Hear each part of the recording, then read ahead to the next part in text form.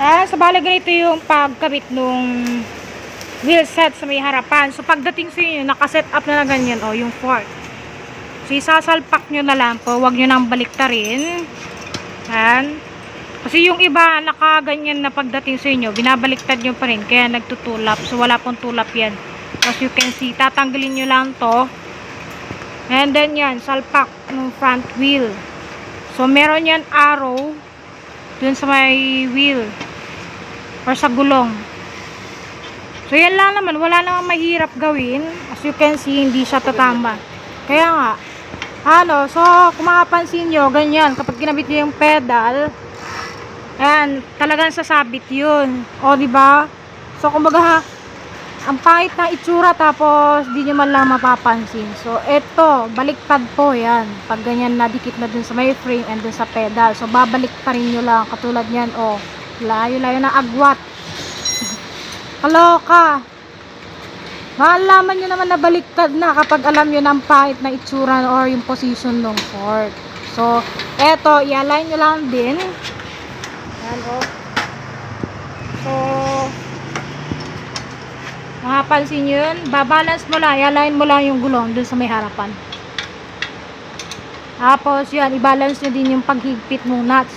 Huwag mo higpitan agad dun sa may kabila, kasi nga magkakaroon siya ng agwat dito. So higpitan mo, higpit, ganyan. Tapos yan, eto lang po yung iikutin nyo paharap, yung stem lang po. Kasi nga pagdating sa inyo, nakaganyan naman yung fork, yung stem lang yung papaharap nyo yan.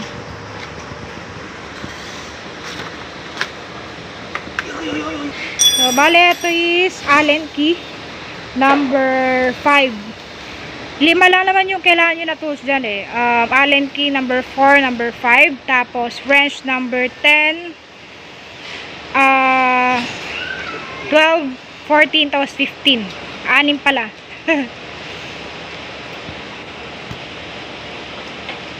Naka 700 by 28 yung gulong na ito Kasi yan siya.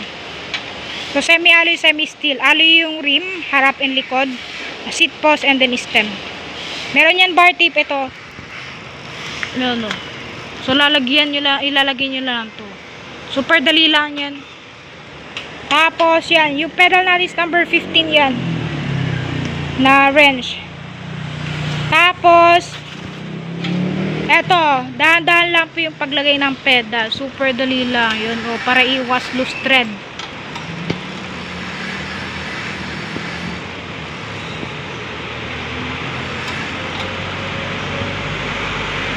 Higpitan nyo lang maigi para hindi yung pagkalagay ninyo tapos gamitin nyo na agad. Kailangan nyo higpitan yan para maiwasan yung loose thread po. Lalo yung sa mga baguhan natin, lagi kong sinasabi, check yung mapping videos natin. Tapos eto, sa may headset, syempre kapag hindi magsabay yung ikot ng fork tapos yung drop bar, eto lang po, meron siyang tornilyo dito sa taas. So higpitan nyo yan para mahigpitan at sabay yung ikot. Then yan, paano maglagay ng bar tape, papakita natin sa mga hindi nakakalam. Pwede magsimula dito sa baba, pwede rin magsimula sa taas. So pag wala naman kayong tape, mas madali dito sa taas. Ayan ipitin nyo lang yung front, yung una-una. Tapos tansyahin nyo yung gaano kakapal yung spacing yan. Kapag sumobra naman yan, pwede nyo naman pultulin. Hindi naman yan so napuputol yan. Ayan ikot-ikot lang. Diba?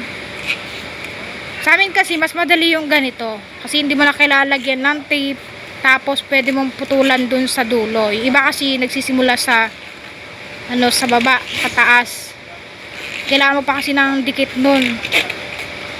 So dito was komportable, pero either way, ayan, pwede sa pababa, taas, pababa, or pababa, pataas.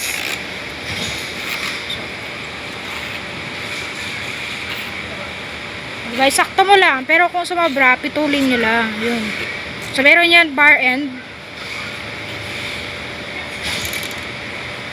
Diba? Tapos papasok nyo lang dun sa loob. Diba? Linis. Hindi na kailangan palalagyan na ano, na tape.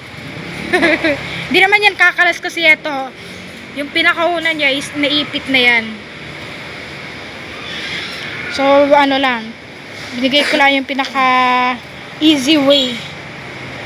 Eto, meron tayong mga video how to change gear from free wheel to fixed gear. Tapos pagkakabit ninyo na ito, pedal. Ito kasi naka free wheel siya. Tapos babaliktaran mo lang para maging fixed gear. Then apakan nyo yung pedalan para maigpitan po yung BB. May mga tools naman. Pero kung wala kayong tools, apakan nyo lang po yun. Para maigpit yung BB. And then eto, meron siyang cogs. Lock ring then cogs. Ayan. Sumalis na yung GNT natin. Pupunta yun sa kabila. So, yun yung mga order, Ayan. So, eto. Mamaya pa pick upin. So, every 2 PM yung pick up sa... Anong oras ba? Every 4. 4 to 5 PM yung pick up sa amin. So, yun yung...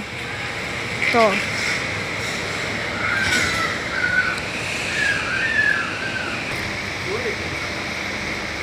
Neo brake. You can remove this one,